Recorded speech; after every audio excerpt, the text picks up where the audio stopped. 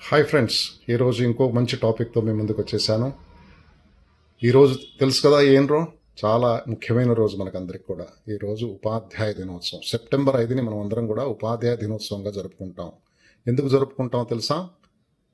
మన రాష్ట్రపతిగా పనిచేసిన శ్రీ సర్వేపల్లి రాధాకృష్ణన్ గారి జన్మదినాన్ని పురస్కరించుకొని సెప్టెంబర్ 5వ తారీఖున మనము టీచర్స్ డే, ఉపాధ్యాయుల దినోత్సవంగా జరుపుకుంటాము. శ్రీ సర్వేపల్లి రాధాకృష్ణన్ గారు ఒక మామూలు మధ్యతరగతి కుటుంబంలో జన్మించి ఉన్నత విద్యను అభ్యసించారు.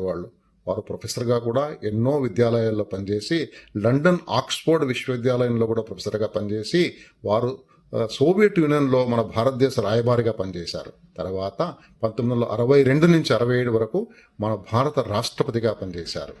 దీని అర్థం ఏంటి? ఒక చిన్న ఉపాధ్యాయుడుగా మొదలుపెట్టిన తన జీవితాన్ని రాష్ట్రపతిగా ఒక ఉన్నతమైన పదవిని సాధించారు శ్రీ రాధాకృష్ణన్ గారు. సో దాన్ని పురస్కరించుకొని మనం ఉపాధ్యాయ దినోత్సవంగా జరుపుకుంటున్నాం. ఫ్రెండ్స్, ఉపాధ్యాయులు అంటే ఎంత ఎంత ఎంత ముఖ్యమైన పాత్రను వాళ్ళు పోషిస్తున్నారు. ఉపాధ్యాయులు మన సమాజంలో ఒక బాధ్యత, వాళ్ళ యొక్క ఉద్యోగం ఒక బాధ్యతతో కూడుకున్నది. వాళ్ళు విద్యార్థుల్ని తీర్చిదిద్దే బాధ్యతను తమ భుజస్కంధాలపై వేసుకొని వారిని భావి భారత పౌరులుగా తీర్చిదిద్దుతారు. విద్యాలయాల్ని మనము ఒక కర్మాగారం అనుకుంటే, ఉపాధ్యాయులు దాంట్లో ఇంజనీర్స్. ఒక ఫినిష్డ్ ప్రోడక్ట్ అయిన విద్యార్థుల్ని, ఒక నాణ్యమైన విద్యార్థుల్ని వారు తయారు చేసి సమాజంలోకి పంపిస్తారు. వారే భావి భారత పౌరులుగా తీర్చిదిద్దబడతారు. మన సనాతన ధర్మంలో ఉపాధ్యాయులకు కానీ గురువులకి ఎంతో ప్రాధాన్యత ఇచ్చారు. త్రేతాయుగంలో శ్రీరాముల వారు, లక్ష్మణుల వారు ఎక్కడ విద్యను అభ్యసించారో తెలుసా? వాళ్ళ గురువులు ఎవరు?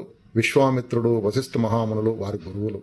అలాగే శ్రీకృష్ణ పరమాత్ముడు, బలరాముడు సాందీప మహాముని దగ్గర విద్యను అభ్యసించారు. మన వివేకానందుడు కూడా రామకృష్ణ పరమహంసారి దగ్గర విద్యను అభ్యసించాడు. అలాగే మన యొక్క దేవతల గురువు బృహస్పతి, అలాగే రాక్షసులకి గురువు ఉన్నాడు శుక్రాచార్యుల వారు. సో గురువు యొక్క ప్రాధాన్యత అంత ఉంది. అలాగే భగవద్గీతలో కూడా కృష్ణ పరమాత్మ అర్జునుడికి జ్ఞానయోగంలో 4వ అధ్యాయంలో 34వ శ్లోకంలో గురువుల యొక్క ప్రాముఖ్యతను వర్ణించారు ఆయన. ఈ శ్లోకం చెప్తాను, వినండి. తద్విద్ది ప్రణిపాతేన పరిప్రశ్నేన సేవయ ఉపదేక్షంతి తే జ్ఞానం జ్ఞానినా సత్వదర్శన. ఓ అర్జున, నువ్వు తత్వం దర్శించిన జ్ఞానుల దగ్గరికి పోయి వినయ విధేతలతో నమస్కరించి జిజ్ఞాసతో అడుగు. వారు నీకు మోక్షమనగానేమి, బంధమనగానేమి, విద్య అనగానేమి, అవిద్య అనగానేమి అనే విషయములు అనే జ్ఞానమును నీకు వారు ఉపదేశిస్తారు. అలాగే మన షిరిడీ సాయిబాబా వారు సచ్చరిత్రలో తన భక్తుడైన నానాగారికి కూడా ఈ శ్లోకం గురించి ప్రస్తావించారు. ఫ్రెండ్స్, మన దగ్గర పొద్దున లేస్తే మనం అందరం కూడా ఒక పద్యం పాడుకుంటాం. గురుర్ బ్రహ్మ గురుర్ విష్ణు గురుర్దేవో మహేశ్వర గురుర్ సాక్షాత్ పరం బ్రహ్మ తస్మై శ్రీ గురవే నమః. చూడండి, ఎంత గురువుకి ఎంత ప్రాధాన్యత మనం ఇస్తున్నాము. ఫ్రెండ్స్, మనం ఎంత పెద్ద స్థాయిలో ఉద్యోగం చేస్తున్నా, ఎంత పెద్ద వ్యాపారం చేస్తున్నా, మన గురువుల్ని, మన ఉపాధ్యాయుల్ని, మనకు పాఠం నేర్పించిన గురువుల్ని ఎప్పటికీ మరవద్దు ఫ్రెండ్స్. వారి రుణం సదా మనం ఎప్పుడూ తీర్చలేం. వాళ్ళ రుణాన్ని వారికి ఒకటి ఎప్పుడు వారికి ప్రణామం చేయాలి, నమస్కారం చేయాలి, వాళ్ళని గుర్తుంచుకోవాలి ఎప్పటికి కూడా. Happy teachers day.